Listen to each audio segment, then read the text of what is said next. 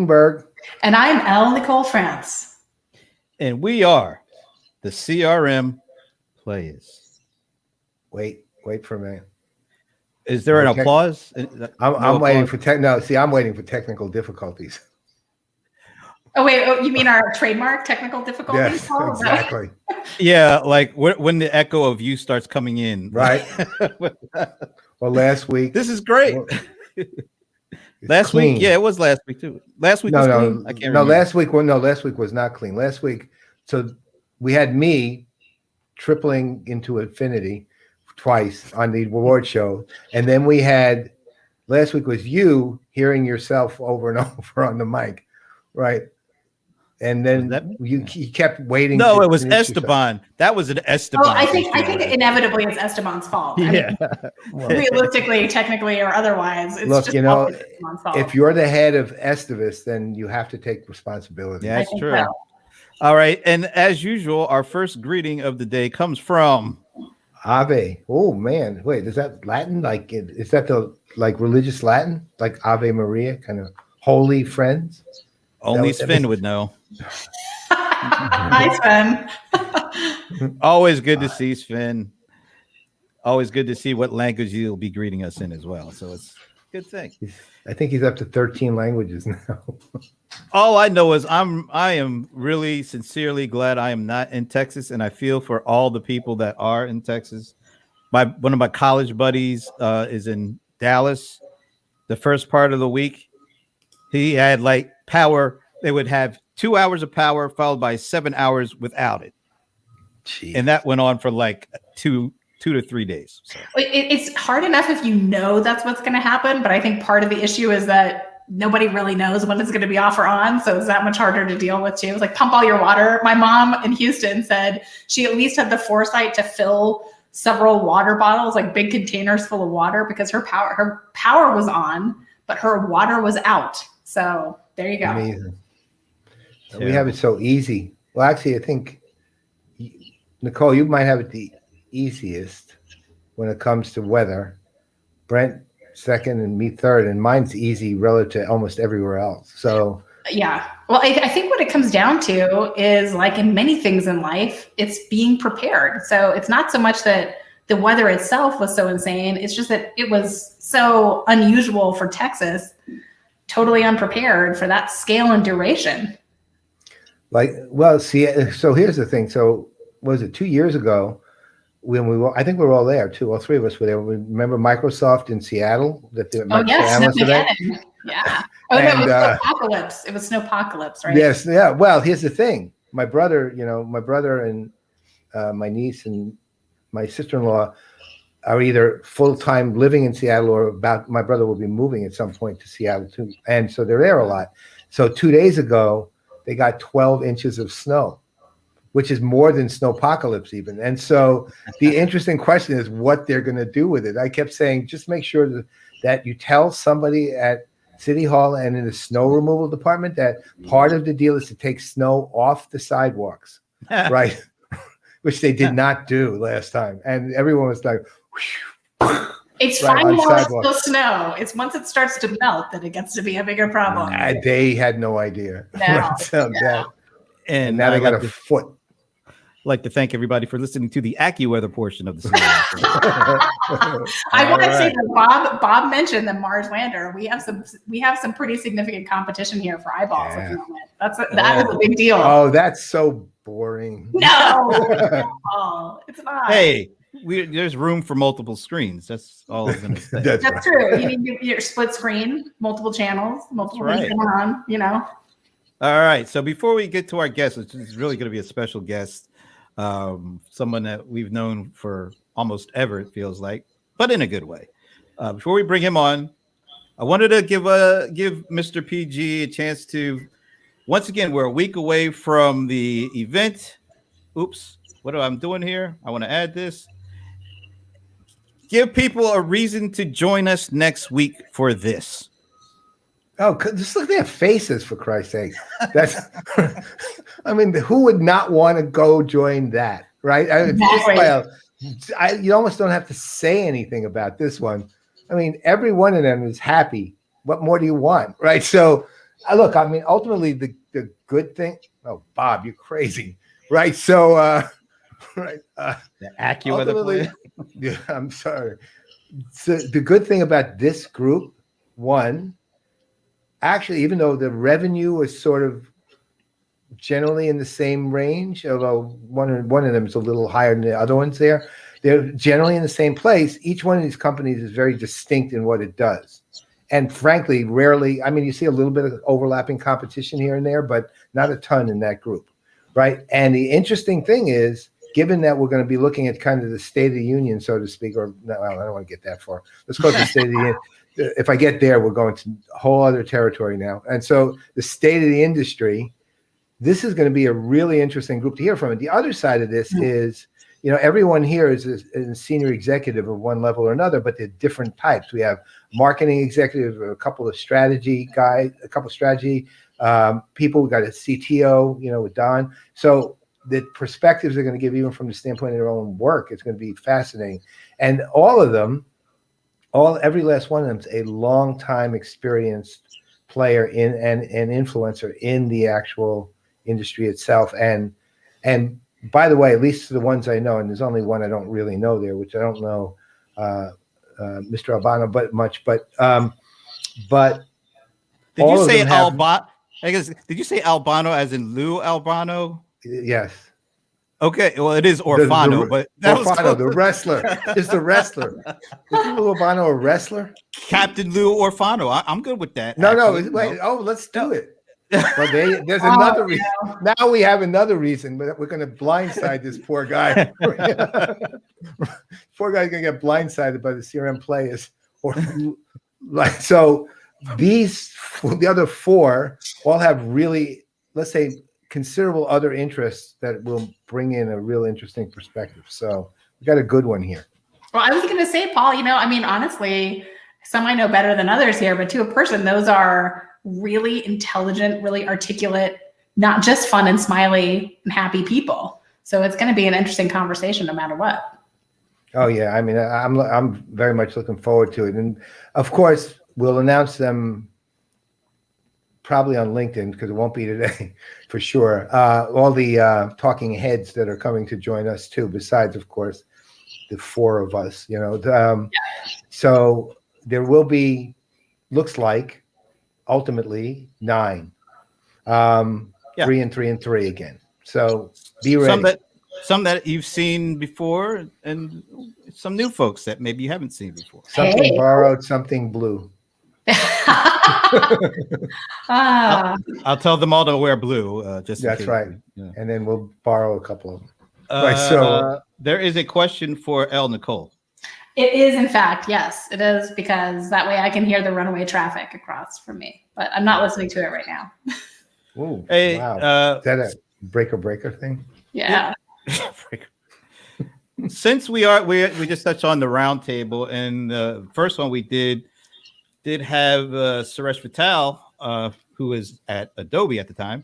Here's Finn talking about how Suresh has moved on from Adobe. Yes, he has moved on. Yeah, that was a recent development, wasn't it?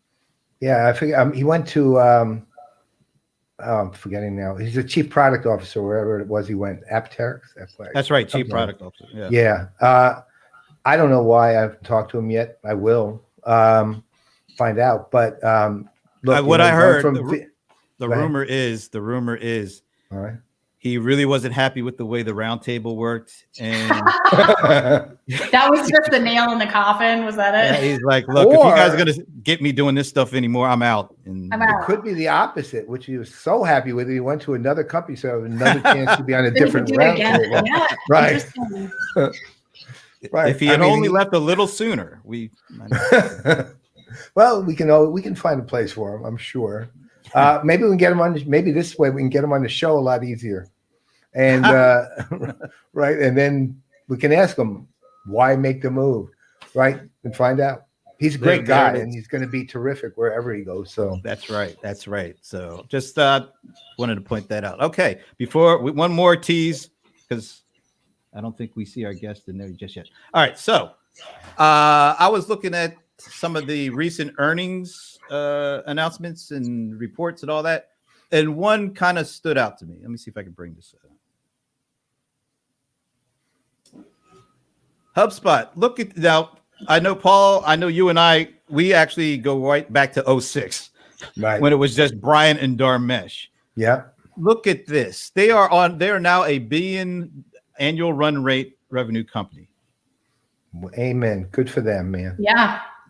I mean, That is pretty. Look at that nice. well, actually take a look at from 16 to 20 and a half. Basically, in a 4-year period, they went from 250 to $1 billion. I mean, the bulk of it came in the last 4 years. That's amazing. That is, Well, and that's with a change too, right? Like counting ARR instead of, well, I guess it was already. No, they were revenue. Right. But, Actually, they doubled from 16 to 18 and double again from 18 to 20. Well, you think about it like this. If you look at when they did the CRM launch from 14 to now, that's a 10-to-1 jump. That's 1,000% increase in revenue. Look how the CRM part, I don't know exactly how much it contributes or how the role it really played, but it's just kind of interesting how when they brought on the CRM piece, that's when the rocket ship really took off. it's almost, Brent, like having consistent customer experiences that you manage across the entirety of a business is really what matters and drives value. Well, it's the platform. They made all this stuff, and then it became a platform instead of just a marketing thing. And it's the one thing they did do too is they did have groundwork. I mean, you have to keep in mind one of the things we know is how. Thank you. It's Alteryx. That was it. Thank you. It was. They had basically let's call it 6-7 years of incredible marketing that they did to prepare the groundwork. I mean, I still remember, Brent, and I'll go back to this story I've told like 8 million times probably. But when you did this webinar with them, and what was it? They had 9,300. Well, I sometimes the numbers grow as time goes on. I thought you were going to say like 93,000 for a second. No, 100. No, but this was the thing. You had 9,300 registrants, and you had something like, I think, what was it, 4,000 something who attended, and that was the 4th biggest webinar they did that year. Right. I think those numbers are slightly elevated than the actual numbers, but I don't think webinars will ever get those kind of numbers again. No. Now 200 seems to be a big number for somebody. Yeah. But I'm just, you got to give hats off to Brian Halligan and Dharmesh Shah. We literally saw these guys build $1 billion company right before our eyes. It is impressive though, because I do think one of the things that they've done really well is they've gotten the platform, they've gotten the set of tools together that's really useful and adapted for the different folks using the platform. And they've had some really powerful and compelling messages that have gotten a lot of traction in the market. So they've really been able to build mind share as much as market share and revenue growth. Look, I mean, honestly, if I'm looking at it, let's say brutally, when they did the first the SFA part of their CRM offering, it wasn't very good. It wasn't much. It wasn't much at all, really. It was like, it wasn't even it was CRM light, right? So, and it was aimed at a specific market too. Well, they would, at the time, their strategy wasn't really CRM. It was give something else to people who buy our marketing stuff, right? And that was really what it was, right? But it's, I don't know what the transition point was when it came to like making the strategic decision. Oh, wait a minute, this stuff's all integrated tied. We kind of should do all of it. But that obviously is the launch point for all of that if you're just looking at it, because it's the only possible explanation, at least given their comments on the curves there. Well, I remember a time when people thought, wait a minute, I thought HubSpot was just a content company. They got products, they got a platform. They were so good with their content that Well, people Yeah, didn't really. but that's what I'm talking about, Brent. I mean, they've built mindshare. They've become this really widely recognized name, partly because, if you're a functional marketer, if you're a seller, maybe less so in the service side, but I can even see some stories there that are pretty attractive and have a good audience. They're like the go-to for how to do it. Like you search on the internet for how to do XYZ. HubSpot is most likely to be one of the top 3 references that you're going to find, and there's some useful stuff in there. It's really valuable. So they've had an amazing, I think, call it a content marketing strategy, thought leadership strategy, however you want to describe it, that really has been an incredibly powerful part of establishing them as a really compelling player in the market. So one last thing, and pardon me, Nicole, if you may not understand this particular one, but I think their transformation started when they changed the name of the rooms at their headquarters. Now, Brent, I know, knows exactly what I'm saying on that one. Yeah, and unfortunately, Bob is on with us, so we really probably shouldn't talk about it. I know. Maybe this was what maybe held them back for a few years. That's what I think. When they changed the name from that, they used to have the rooms. Their meeting rooms used to be the names of like Boston sports arenas and stuff, and teams. I should have guessed that was teams. I was afraid they were going to be like foul language or something. No. Yeah, that is foul language. That is right. There would have been. Brent and I were there, and we were actually at the headquarters, and we actually did an episode of the Playaz at their headquarters, right? And he and I spent a good chunk of the afternoon objecting to the names of every room there. Not surprised. Oh, and there were some rooms that we just said, look, we're not going in there. We're not going to do the episode from that room. Not a chance. Right. So remember, that was one of our more famous episodes too, because we did the alternate uses of CRM at the speed of light episode. Yeah, which is you could lay bricks with it, you could do curls with it, you could kill people like Oddjob used to kill people with it, right? And you could there's one other one that was really you could do step aerobics off it, right? That was the things we did. So we were standing there doing all this, showing the use value of the book because it was 3rd edition. So I just wanted to shout that out because I thought, I mean, when you get there's certain milestones that. Man, that you're just like, wow, they did it. It's really, good for them. Absolutely. And they can thank Captain Lou Orfano, not Lou Albano. Oh, that's right. Are you gonna ask him if he has a wrestling outfit that he uses for his object? I'll just say I'll look at him, go La Lucha, and see what he says. All right. So unfortunately at the moment our guest has not arrived. Our guest being Tien Tzuo, the founder and CEO of Zuora. Hopefully he'll get here. I haven't heard anything. I'm checking the email just to see if I get an announcement or a notice. Maybe Paul, maybe you could shoot him a note. I'm just doing it right now. And while we're waiting, I got this tease lined up for this whole thing because one of my very first one-on-ones that I do with Small Business Trends. I started doing this Small Business Trends one-on-one series, hard to believe, 10 years ago. Well, now it's about 10 and a half years ago. And one of my first guests was Tien Tzuo. And we talked about the beginnings of the subscription economy. That was before I was actually doing that show with video. I think maybe we might have done the audio. I can't even find it anymore. I just know that the transcript of that conversation is on Small Business Trends. But what I did find and what I'll play, and I think, there he is. Okay. Perfect timing, Tien. Before I bring you on, he's in the green room. You'll have a cronut if you want. Before we bring you on, Tien, I'm warming it up. I'm setting the stage for you. So I just told everybody that my first conversation that I had with Tien on the subscription economy was 10 years ago. It was actually almost 10 years to the week. It was February 4th, 2011. I don't have that audio or video. You could go to Small Biz Trends and you can see the edited transcript. But what I do have is I did a 5-year follow-up at Dreamforce in 2016. And one of the things, I think the very first thing I asked Tien was, so did the 5 years meet your expectations? What has this 5 years been like? So here's a clip of that.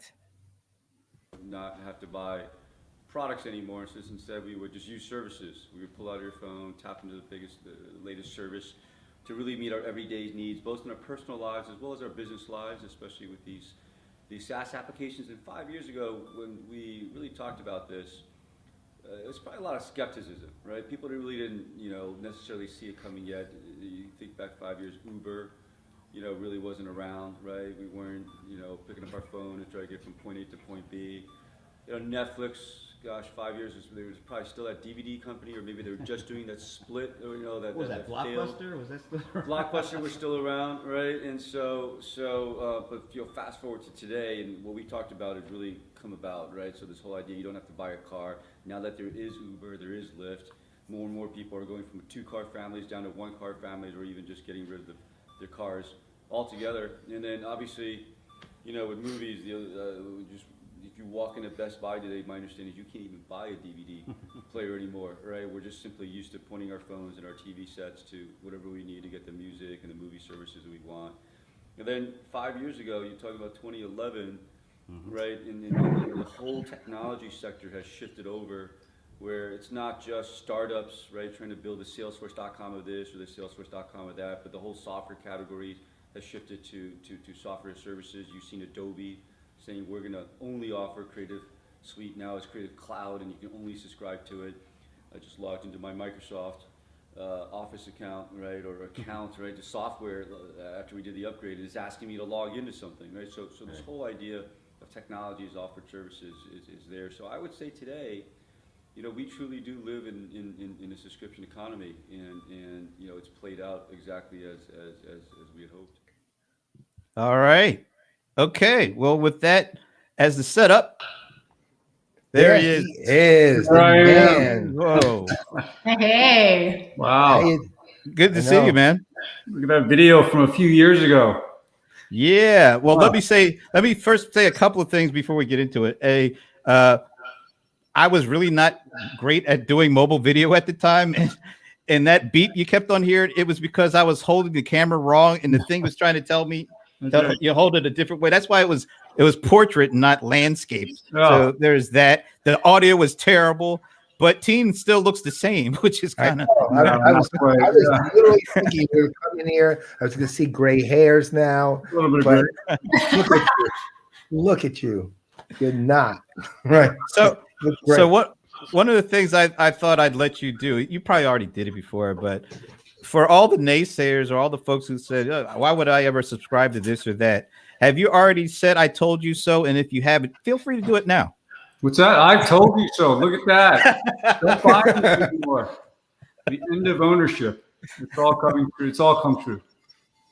Yeah. Well, so let me ask you this, because one of the things that kind of actually blows me away about what you've done is not just that you've established Zuora. And I literally remember a conversation I had with you on a phone many years ago when you were thinking of leaving Salesforce to go to Zuora, right? Well, you know what? It was, I won't go into details, but it was an admirable conversation because of something you said specifically. But you've also done something which very few vendors have done successfully at all. In fact, you're basically pretty much the best at this, which is you've established yourself as a genuine thought leader and created, and not only in a space, but created a space that you pretty much stamped, marked, and embedded so that when the word subscription economy is said, two things happen. One is nobody says, what the hell's that? And two is you're associated with it, right? So that's an art and a skill besides being, the content itself. So how do you even do that? Because it's just so difficult. How do we do it? So certainly, my 9 years at Salesforce certainly helped, right? At Salesforce, we try to, and Benioff is probably really great at that. And he looks up to Steve Jobs even, right? And so what is really the thing that's going on, right? What is the bigger picture thing. And at Salesforce early days, it was, we call it the end of software, right? The end of software, and this idea that, look, software just looks completely different once it's in the internet. And trying to create a language around all this. And the reason we started this was pretty simple. It's after 9 years of really trying to figure out how to use the subscription business model, right? Because the other software really had two components. One was the technology side. How do we use, cloud computing, what we call cloud computing, now we just called the internet back then, to transform how you deliver software. But the other side was, well, how do you change the business model? How do you change the business model to a recurring pay-as-you-go, is the words we used, service? And we said, look, is this something that can only apply to the software industry? And when we decided, no, it could really apply to any industry, that became really interesting. How do we take all the lessons that we learned in 9 years of transforming the software industry? And again, I left in 2008. And so the rest of the movie hadn't been written yet, but Salesforce is about $1 billion, right? Not, certainly not the behemoth that it was, but you can sort of see the trends were going to happen and say, well, can we help other industries do the same shift? Definitely other software companies as well, right? It's a big part of our business, but it's exciting to be out there working with car companies, washing machines, robots, financial services, and really seeing just the whole world move in this direction.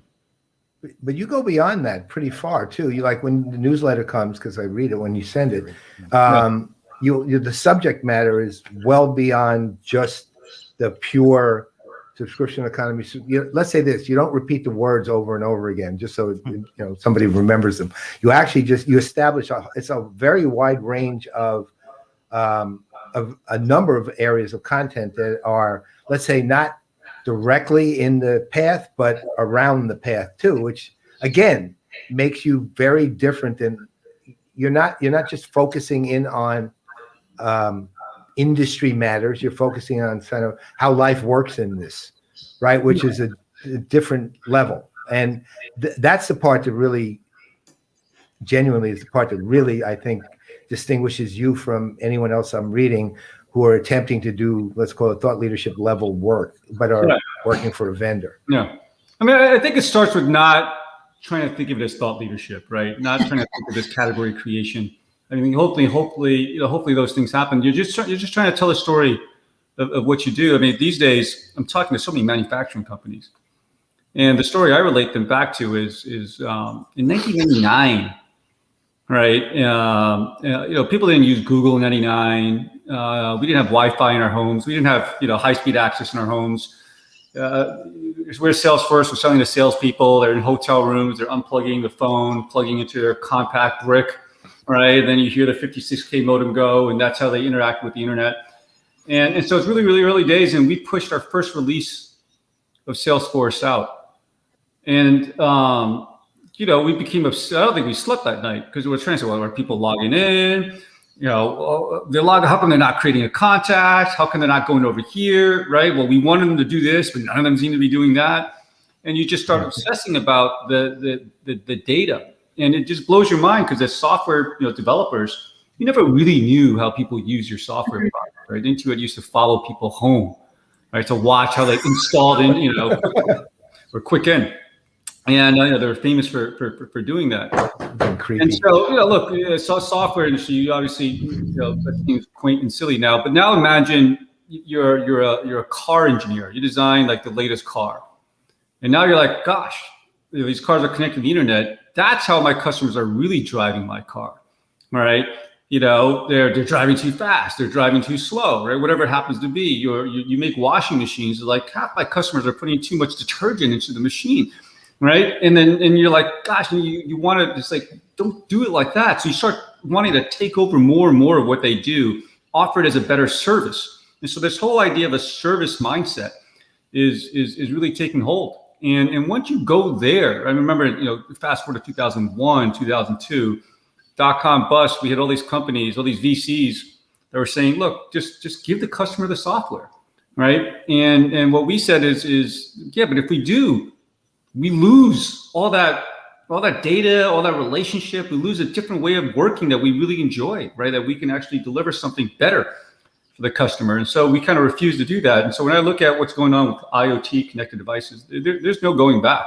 Yeah, it's fascinating. I mean, and you touched on something, Tien, that I think is fundamental here, which is it's a mindset change. It's not just that the technical capabilities have evolved to allow us to do stuff differently, but we really have to think differently about not only what's possible, but how you execute on that along the way. But I'm curious, in your conversations with your customers, you're obviously talking about a lot of operational thinking that needs to change, but there are pretty big implications for the financial community as well, and financial valuations. I mean, that was one of the big things. I look to Oracle as a great example of one of the biggest companies that had to make that shift in license revenue to SaaS-based. And part of what slowed that down really substantially was not the technical or sales aspects of that. It was the valuation that they were getting on there's so many aspects of this. I mean, we took really the lessons of the first 6, 7, 8 years of the company, and took all these customer stories and put it in a book, right? We were just writing about a lot of what we were doing, and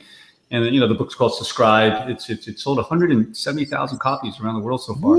Wow. And it's going pretty well. But a lot of the non-tech companies love the story of Adobe and Microsoft, right? We call it the swallow the fish. Yeah. Where your revenues might decline in the short term, right? But they're going to come back up. You're going to go into this growth tier. Your expenses might go up, hence this fish diagram. And it really gives them hope and inspiration to say, look, if a company like Adobe, a company like Microsoft can go through that change, and you look at Adobe stock price since then, you look at Microsoft stock price, that's something that we need to do too. So we're just trying to get these stories out there, right, to give people inspiration and courage to really move to the future, and then just try to give things a name to kind of help explain how things are evolving.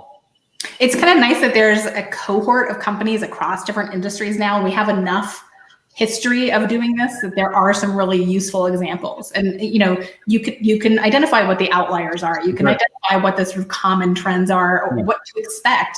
And it's nice to be able to learn from the pioneers, and especially to have the benefit of someone who was part of one of those really important leading lights in changing the thinking and all of the ways of doing things around this stuff. Well, last year was last year was a complete game changer for this. I mean, we wrote a book, I think it came out in 2018, but last year, because of shelter in place, right? Because, physical locations, stores, right? And all that kind of stuff really went out the window. We've just seen some amazing stories of companies transforming. We wrote about Fender in the book. It's one of people's favorite stories, because a lot of these things are IoT, but Fender's like, look, we're not touching the guitar, right? We're traditionalists. The guitar's got to stay the same. Nobody wants smart guitar. No one wants a connected guitar. But we're going to build this whole digital experience with apps and tuning the guitar, teaching how to play the guitar.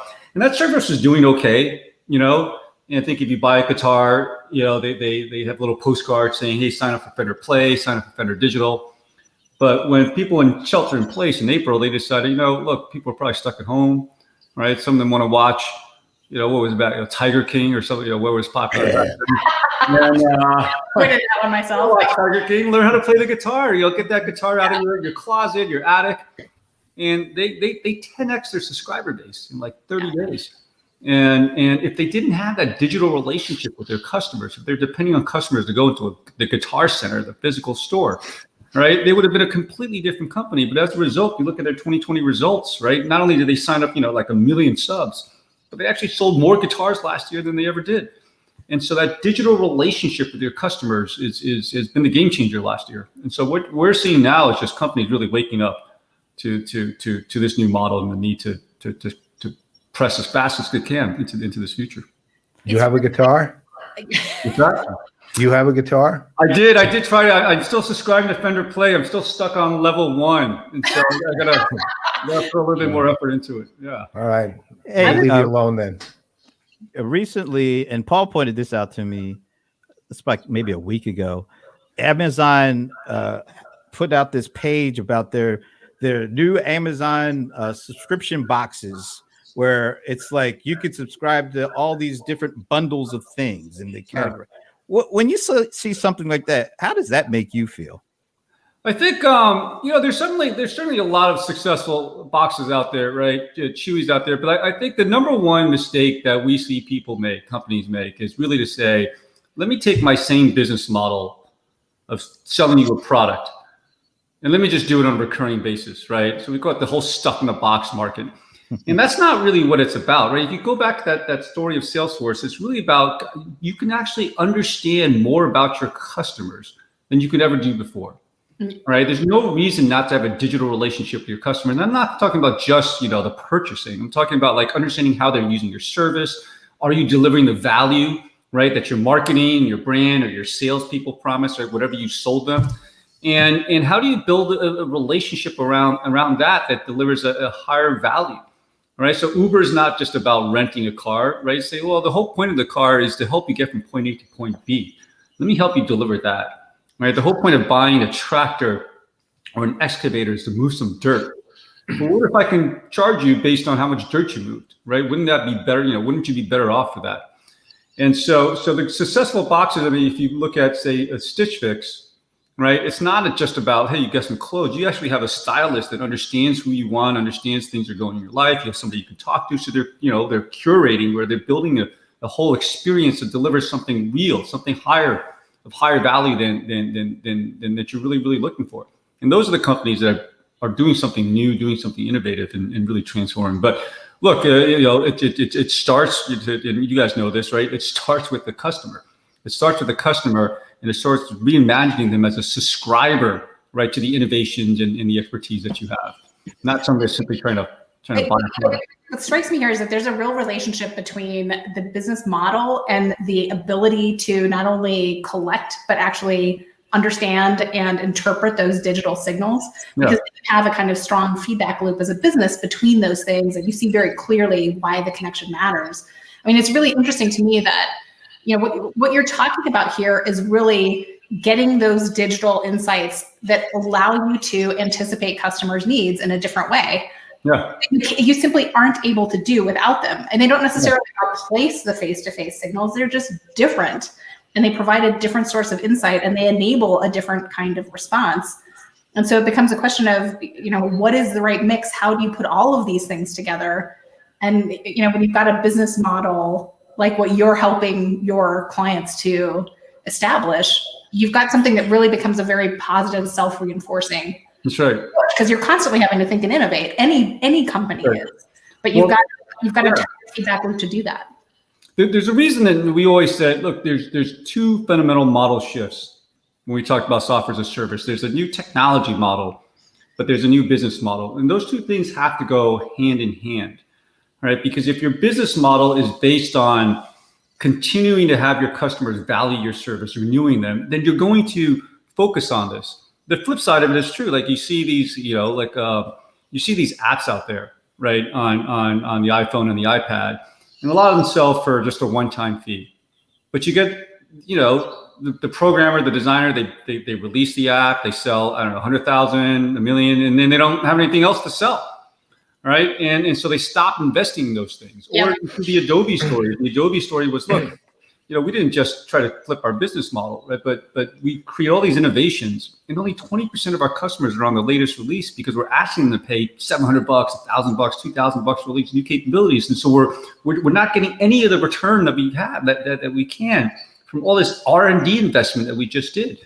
And so we just have to switch the model. And so having a recurring business model where you care about your customers is really important. And what we're finding now is fundamentally people are buying less and less stuff. And so if you're a car company and your business model is based on cars sold, you're gonna have a hard time growing. Right? But if your business model is based on miles driven, that continues to go up. Right? Hours of games played goes up, console sales going down. Hours of news consumed, it just seems to be going way up, right? But number of newspapers sold really, really coming down. And so this idea of tying what you do to customer value, to consumption, to usage, and to ongoing value, then you could just focus on increasing the value that you're delivering to your customers. And then the revenue model will take care of yourself. Your revenue model will continue to grow. And that's the beauty of tying these two things together. I think also from that standpoint, it's why you're seeing let's say a relatively active shift from apps to microservices, right? And for the same reason. I mean, in China, when you see app stores, they're really not apps. They're all microservices that you're subscribing to one way or the other, or you're using consistently time over time, year over year. And the other side is, to your earlier point, because you are consistently looking at, all right, well, we have our customers, we're trying to figure out how to engage our customers in a better way.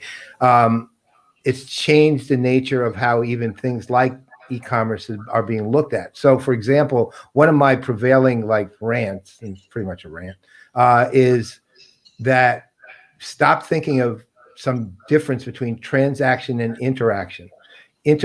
Transactions are a subset of interaction. That's the only way to think about it. Okay. It's no, I mean, people want to say transaction, it's a purchase record. No, it's actually a record of customer behavior, right? And it's actually more that. The other thing's a number, and you need it for accounting. But there's behavior embedded in that, and it goes with all the other behaviors you can interpret, and there's a much clearer picture of a customer. But the funny thing is, the one thing, again, it kind of goes back to my original point with you as a thought leader.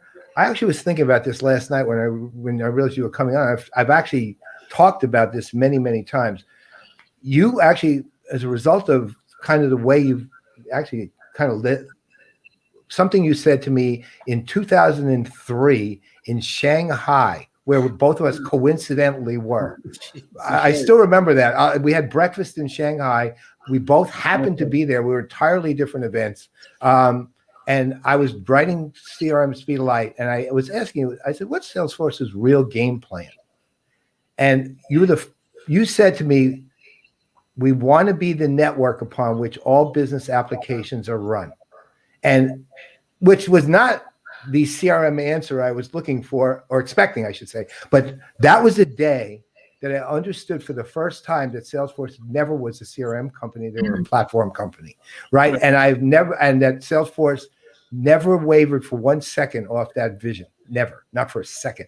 I mean, where everyone else is saying CRM, and I'm saying no, platform. But it was only because of what you said, right? And the thing is that's interesting is when you said that to me, and then when you went to Zuora, you even though you've developed a company based on the subscription economy, of course you have a platform, and it's how you've been thinking about it the entire time too. It's not like you thought of, I have a company that's going to rely on subscription-based economy. You're saying, I'm building a platform, and this platform we can do a lot of things, and it's based on the continual evolution of other platforms for payments, but also for customer knowledge, et cetera, et cetera. And you've never wavered from that either.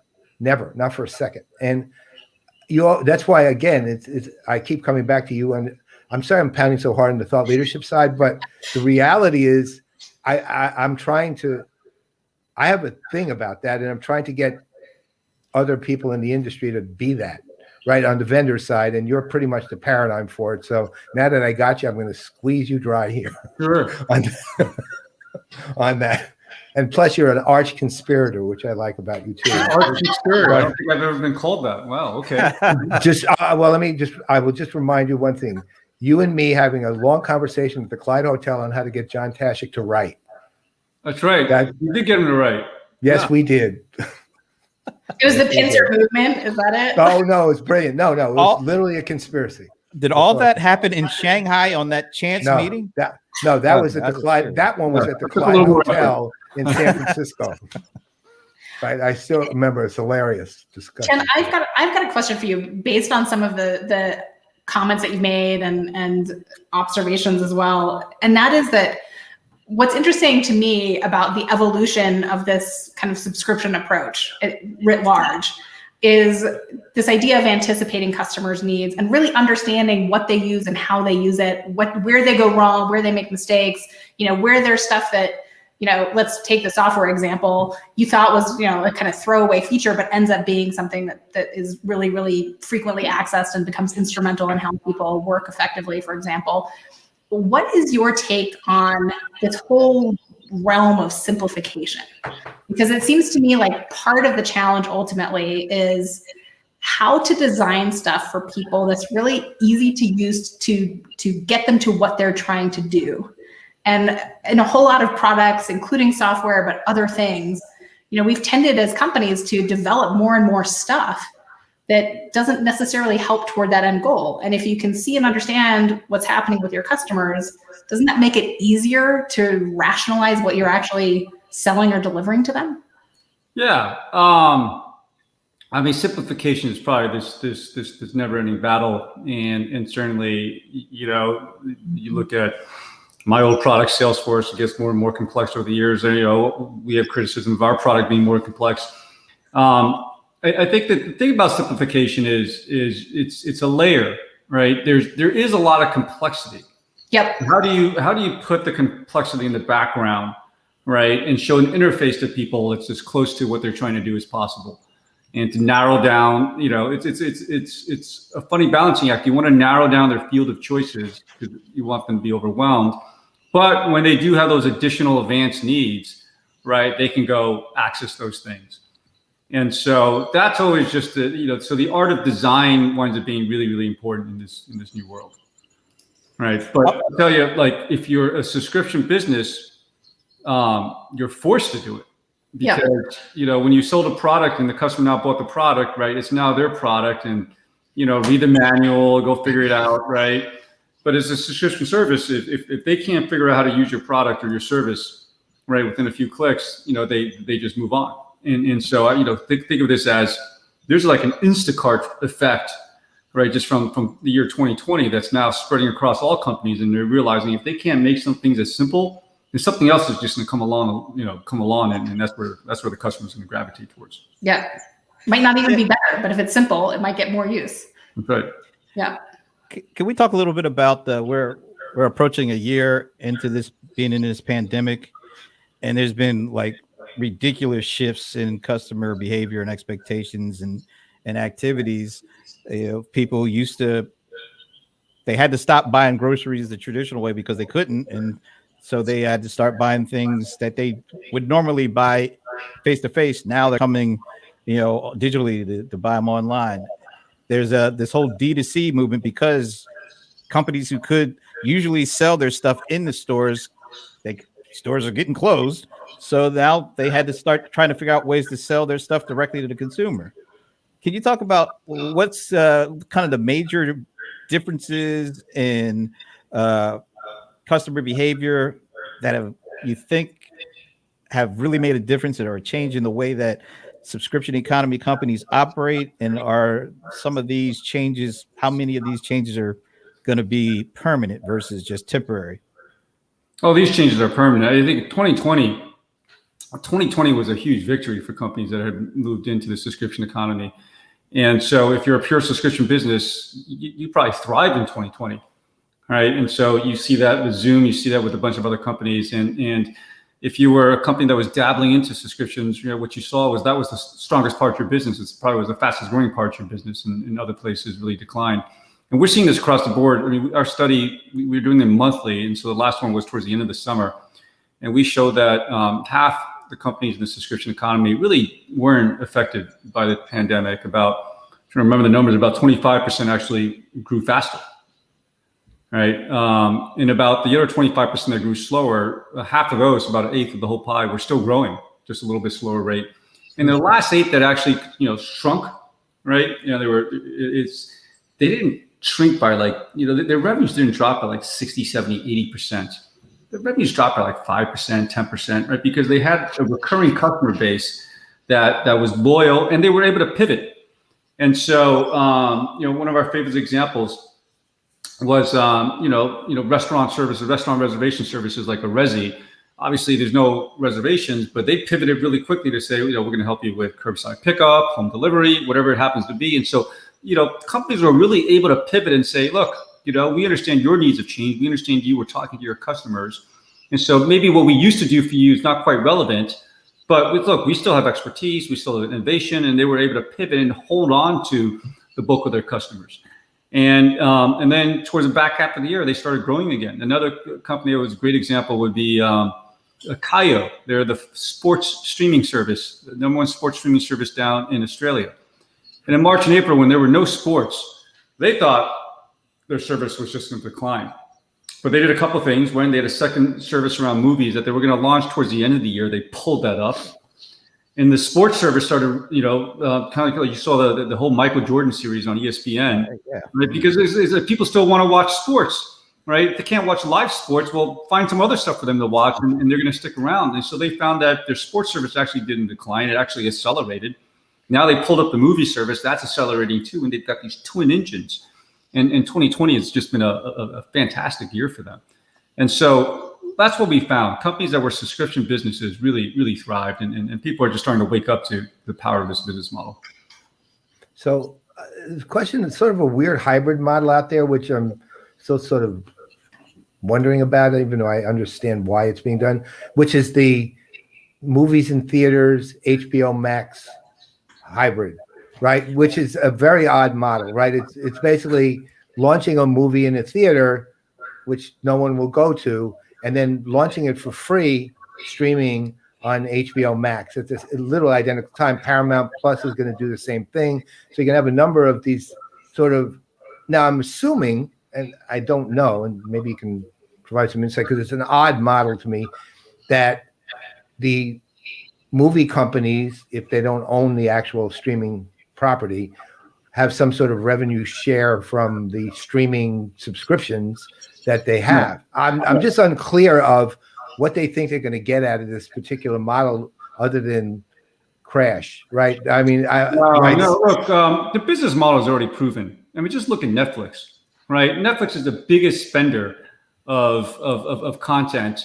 And for a while, they were paying the most of content, and they were able to monetize it in all sorts of ways. That's how they powered away the 200 million subscribers. And just do the math on that: 200 million subscribers, giving them $100 a year, it's $20 billion of revenue. No, I get it's not that. The problem is they're actually opening them up in theaters too. There's a physical theater version at the same. That alone is a cost. I don't even understand why. Well, you are all about the customer. Yeah, well, I'm not all about the customer wasting their time in theaters and getting COVID-19 while they're there. Watch it at home. Why wouldn't you? The customers want to go to the theater because they want to have that immersive experience. They want to be with everybody else later, right? Maybe look, you see the tail off. You see customers saying, "Look, after 3 or 4 days, it tails off." So maybe you showed them the theaters for the first week, just so that, because there's some segment of your customers that want to be have that rabid experience, want to show that they're fans, right? And everybody else can watch it at home a week later, right? No, it's not. That's the thing. It's not a week later.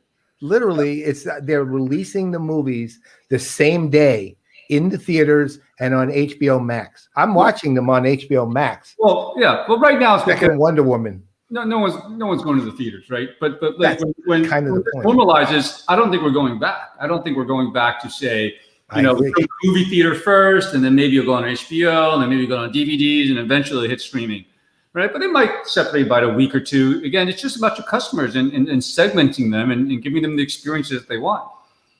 So what the QAnon people go to the movies, right, physically, and then everybody else watches it on television. I'm looking forward to going back to the movie theater. I will do someday, but I'm just going to add this. Me and John Lawson, the cold one, the bold one, John Cold Royce Lawson. I have to say it. We literally just had this conversation. I'm trying to pull this up, and it's interesting because I'm like you. I don't want to go and get the plague, so I don't need to go to the movie theater right now. And I thought, we're seeing with the HBO, they roll out a brand new, possibly box office movie each month. And the reason they're doing that is because if people know that they're going to get a brand new, blockbuster movie like Wonder Woman, like the Denzel movie, although that wasn't all that great, like some other. But every month you're getting a movie that you would have had to go to the movie theater to see. So that builds up the subscriptions, because people are like, if I get a brand new movie a month, so that covers the cost. So Netflix actually owns a movie theater. Netflix owns the Paris movie theater in Manhattan. And it was where, So look, I had a chance to talk to Mitch Lowe, who was running MoviePass, and probably an idea that was ahead of its time. But he was arguing that you should be able to go to the movie theater to watch Game of Thrones. Yeah. Right? Go to the movie theater to watch Mad Men. I mean, why not? I mean, so the people that want that experience. Yeah. It shouldn't be a 2-hour thing. It could be a 1 hour thing. You make it a social experience. And so I think there's absolutely a place for movie theaters. But the idea, stuck in the old model that says the way we monetize our movies, right? That product is we're going to put in this channel first, and this channel, and this channel, right? I think that's got to go away. You got to look at your customers. You got to say what makes sense for them. Two things to add to that, though. One is drive-ins. Great to see a resurgence of drive-in. The other is, residuals. I mean, that's a whole separate conversation, but there's a whole bunch of stuff in the way the entertainment industry works that we still have to sort through in order to manage some of the stuff, because we're talking about some serious legacy with the models, the financial models, all the way down to the folks that are actually creating this stuff and how they get paid. So that's going to be another interesting one to watch work through the system. Absolutely. So here's the funny thing about all that we just said. And you mentioned Netflix, but one of the in Paramount and Disney and Amazon is right up there with. And then this comes out just today. So Amazon is potentially going to buy the AMC, even while they build up their content for their digital channel and subscription. It's like you got to have you almost kind of figure out what's the right mix of this. There are people like me and Paul that we don't even like leaving the house, let alone going to a big movie theater. But then there's also people that love the experience of seeing these things on a big screen and with other people that are really rabid about it to be involved. So it's almost like you're gonna see this. Maybe there's a subscription that probably you get it here, or you could go on with your subscription to the actual movie theater. Absolutely, yeah. Just like Super Bowl, you can watch it at home, you can watch it at your buddy's place, or go to a sports bar, right, and get the whole immersive experience. We just throw the party at home, although this year we didn't. But it's the best way to do it. Just throw the party at home. Amazing. As long as you got a good enough 5-layer dip, you can go anywhere. Wow. And on that note, so Tien, the last time that we talked almost 5 years ago, I did ask you a question about what would we be talking about 5 years from now? Gosh, what did I say? Yeah. Would you like to know what you said? All right, I shouldn't have asked. Here we go. So figure out, we talked 5 years ago, we're talking now. Hopefully we'll be talking in 5 years. Sure. What are we going to be talking about with regards to subscription economy 5 years from now? Yeah, well, yeah, I was at Salesforce for 9 years, and so really part of building that company, building that culture. And one thing that we used to say, and Mark was one of the biggest voices saying this, is people overestimate how much they can change in a year, but they completely underestimate how much change can happen in 10 years, right? When we started Salesforce in 1999, it feels natural now, but at that time, right, when people were still accessing the internet over dial-up modems, right, when nobody usually used Google for search, or we really used Yahoo, the idea that our world would exist today with mobile phones, always on networks in 10 years, I don't know how many people would have imagined that. But now, 10 years later, that change has been massive. And so we're going through this. We're going through this right now, right? You're saying we're 5 years in. Mm-hmm. I think in 5 years, I truly believe that you won't be buying anything. You won't be buying cars, right? You won't be buying furniture. You won't be buying clothes. You'll simply subscribe to the services to deliver your need. And somebody else will take care of these things, and all you want is the outcome, right? And it frees you up to really do what you love and do what you want to do. Not that far off, man. Ownership went down quite a bit. Yeah. All the studies we actually did this. The Harris poll. Harris Company did a poll internationally. 75% of adults internationally said that people are going to buy less and less stuff. I actually think this is what is behind the whole Maria Kondo thing. You're realizing that you just don't need all these things. It's a burden. It's an albatross, and when you can get anything you want from the services that you subscribe to, it's just much more freeing. Plus, when you fold that way, it takes a lot longer, so you don't want as many clothes. So. Exactly. Throw them all away. Yeah. All right, Tien. So the obvious question to wrap this up. What's that? Well, there's actually a couple, but all right, go ahead, Brian. I'll do a quick one first. This should have been done earlier, but yeah, we like you. Do you have a favorite professional football team? Favorite professional football team? Yeah. Gosh, I have not really kept up with football in the last few years. Okay. And I'm usually I'm usually anti-patriots, but I was. Okay, that's all you had to say. You had to say another I'm a New word. Yorker. That's it. That's I literally was the only all thing you for had to Brady and say. Tampa Bay, you got to root for the old guys. So You said the magic words, Anti-patriot. That did it. That's all you needed. That's all we once needed. you went to Tampa Bay, it was okay. Nah, I No, wasn't for that, no. but Stay to the anti-patriot. Right. This is one of those quit while you're ahead answers. Right. Right. Okay, now Really the important. second one is, since I asked you 5 years ago about where we're going to be 5 years from now, I think we need to ask you where are we going to be talking about in the next 5 years with the subscription economy.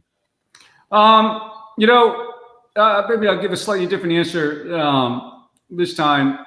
There's a lot of stuff going on around us. It's hard not to be affected by it, especially through a year like 2020, right? And even the craziness that continues, right? The ice storms down in Texas, and so we're obviously huge believers in the subscription economy, but we do believe that talking a few things about Salesforce, the Benioff reference. We used to talk a lot about the democratization of software, right? This idea that, in 1998, 1997, you got to be a big company to take advantage of CRM, all right? And when you move this model to a subscription model, it's just all in the cloud. It's just all a fleet of cars that you can access from your phone, right, through Uber. There's the ability to really democratize access, right, to these capabilities and really give a much greater benefit for all. But in today's world, there's no guarantee that you have equal accessibility, all right? And so is there a way that we can move into this new subscription economy world, the new world of lack of ownership, right, usership, accessibility, but do it in such a way that accessibility really is equitable across, right, everybody in the world? And what does that really mean, right? Does that mean that every company should think about a free offering, right, for people that might not have have the advantages of accessing what they did, right? But how do we really think about this new world and do it in such a way where accessibility is widespread? Because we have the potential to do that. This isn't, the ownership model really breaks it down. And the shared usership and the shared ownership model really allows us to create a very different world going forward.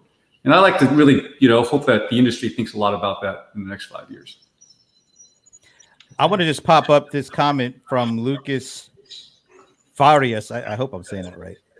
Greetings from Argentina. I'm a software engineer, and you are a source of inspiration in my entrepreneur life. Thank you for sharing your ideas. Thank you for saying that.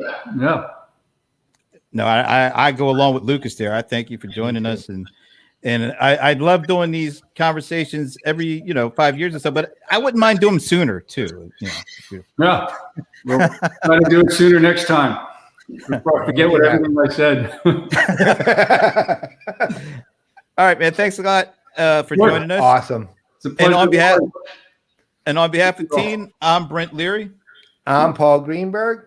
And I'm Elle Nicole France. We are the CRM Players, and you know what that means. It's time. There you go.